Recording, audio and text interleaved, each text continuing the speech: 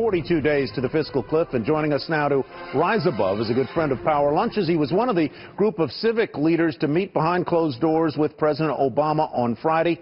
Mark Morial, a very happy Saints fan after they beat the Raiders yesterday, is the CEO of the National Urban League and the former mayor of New Orleans. You spoke with the president, Mayor, on Friday. Where do you think he sees the most fruitful opportunity for compromise?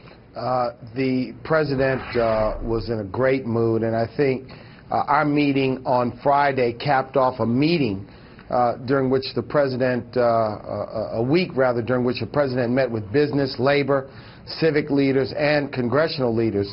And the most important thing from our perspective are, one, to ensure that middle class and working class tax cuts are sustained in the negotiations, and then number two, to ensure that any other steps that are taken do not affect negatively on the fragile recovery and the job creation which is beginning to take place.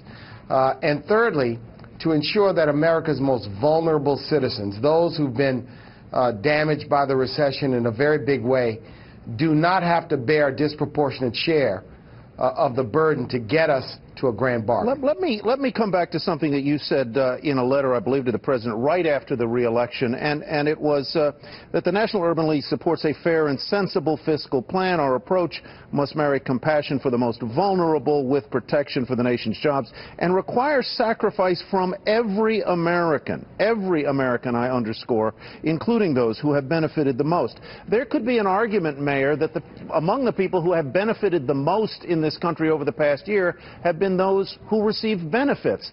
You know as well as I do that right now roughly half of Americans receive some sort of federal benefit, and that is up about 12 percentage points over just the past decade. What specific area of benefits to individuals, payments to individuals, would you agree needs to be restrained or cut in a bargain?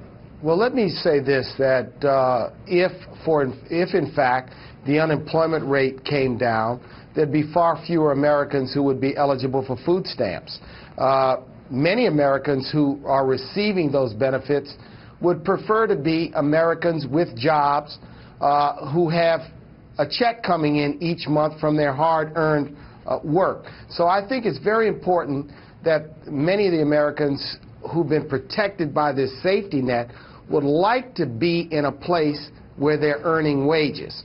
And I think that for those Americans who've lost their jobs, those Americans who have lost their homes, those Americans have paid the most difficult price from this recession. And so my thinking is we should not ask them to pay more, because they've already paid, I think, a significant price for the recession. Mayor Morial, thank you again for being with us. Good to see you, sir. Thanks, Ty.